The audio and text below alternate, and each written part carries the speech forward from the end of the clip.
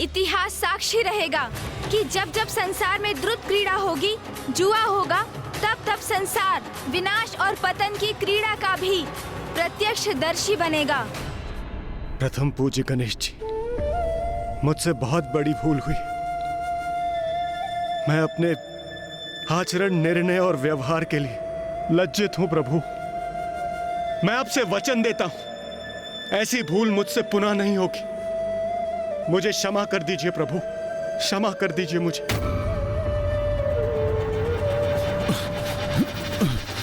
ये क्या हो रहा है? असहनीय पीड़ा हो रही है मुझे। प्रतीत होता है दृष्टिहीन हो जाऊंगा मैं।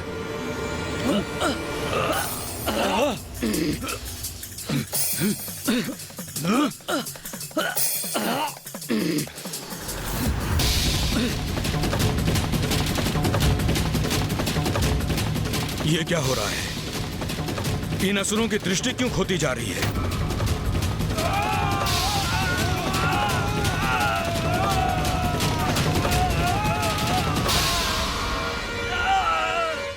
मेरे इस विराट रूप में मेरे दर्शन सभी के लिए संभव नहीं है असुर गुरु शुक्राचार्य। इन असुरों की संगति के कारण आप भी मुझे नहीं देख सकते थे, किंतु महादेव के नाम के जाप से अपना मन शुद्ध कर आप मेरे पंचमुखी रूप के दर्शन करने के योग्य बने। और ऐसा इसलिए हुआ क्योंकि आप एक ऋषि हैं, अन्यथा मेरे दर्शन प्राप्त करने में तो देवताओं को भी कठिनाई हो रही है। सत्य तो ये है कि जो मन, वचन और कर्म से शुद्ध है, जिनका मेरे प्रति भक्ति भाव है, वही इस रूप में बिना कष्ट पाए मेरे दर्शन कर पाते हैं।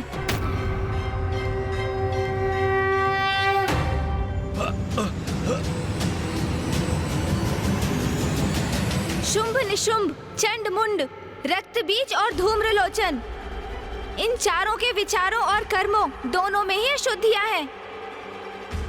इसलिए उनके नेत्र मेरा तेज नहीं सहन कर पा रहे हैं, और यदि वो मुझे देखने का प्रयास करेंगे तो कुछ समय के लिए वो दृष्टि विहीन हो जाएंगे।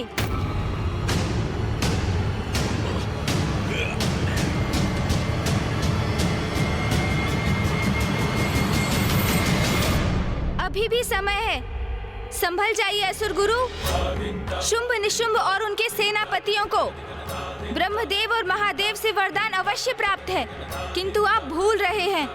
यदि वो पुनः अपनी सीमाओं का उल्लंघन करेंगे तो उन्हें उनका दंड अवश्य प्राप्त होगा, और उन्हें दंडित करने वाली शक्ति इतनी प्रचंड, इतनी शक्तिशाली होगी कि इन्हें ऐसी भयंकर मृत्यु प्रदान करेगी कि इनके शव भी नहीं पहचान सकेंगे आप।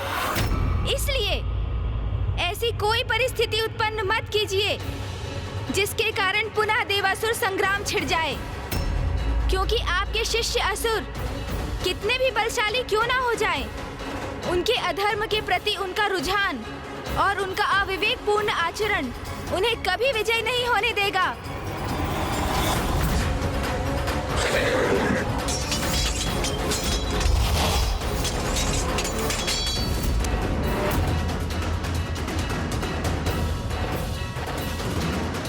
दया कीजिए, हमारी रक्षा कीजिए।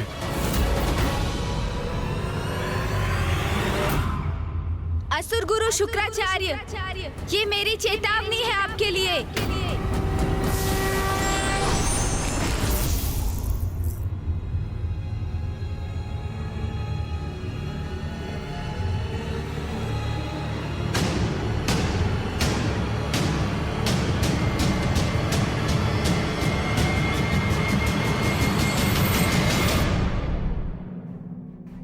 भैया, अब हमें लौटना चाहिए।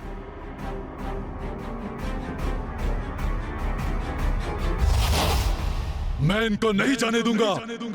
मैं इनका वध कर दूंगा।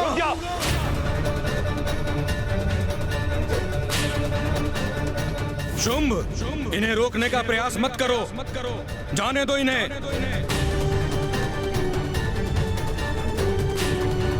हमने इनसे जो भी प्राप्त किया है शांति पूर्वक लौटा दो।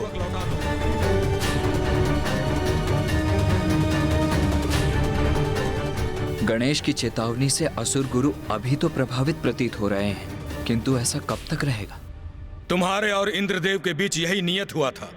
उस शर्त की मर्यादा का पालन करो और देवताओं की निधियों को वापस लौटने दो।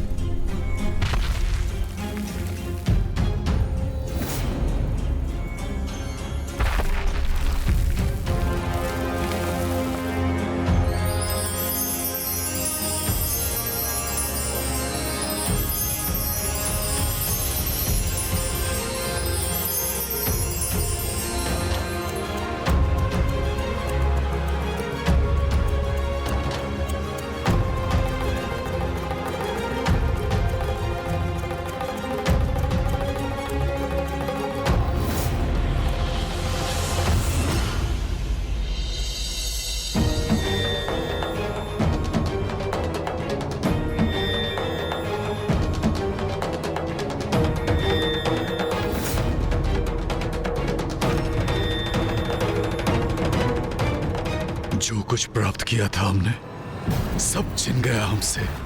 हमारा पाताल पुनः अपनी समृद्धि खो रहा है।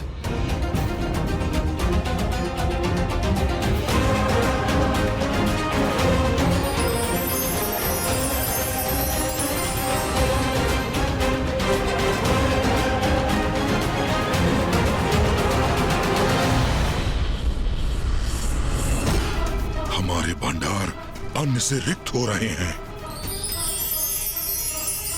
पाताल के वृक्ष आदि भी प्रभावित हो रहे हैं। यहाँ की प्रकृति हमसे रुष्ट हो रही है।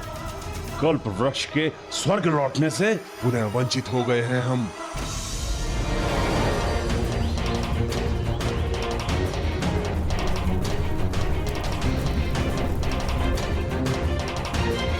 हमारी विजय को पराजय में परिवर्तित कर दिया इन दोनों ने। आप बड़े चिंतित प्रतीत हो रहे हैं, किंतु आपको चिंता करने की कोई आवश्यकता नहीं है।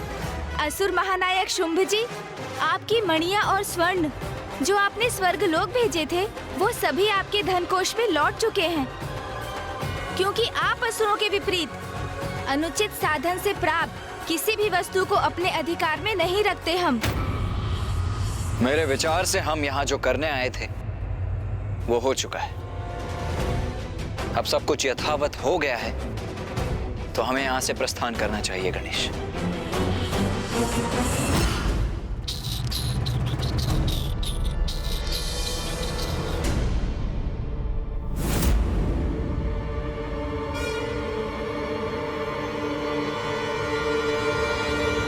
अरे ये क्या? गणेश जी और कुमार कार्तिकेय जी ने तो भोजन तक स्वीकार नहीं किया। छल मैंने नहीं, आपने किया है असुर महानायक। मायावी पासों से क्रीड़ा कर अन्याय तो आप कर रहे थे। कदाचित उन्हें आरंभ से ही ज्ञात था कि यहाँ देवताओं के साथ छल हो रहा है, और ऐसे स्थान पर आतिथ्य स्वीकार कर भोजन ग्रहण करना उन्हें कदापि स्वीकार नहीं होगा।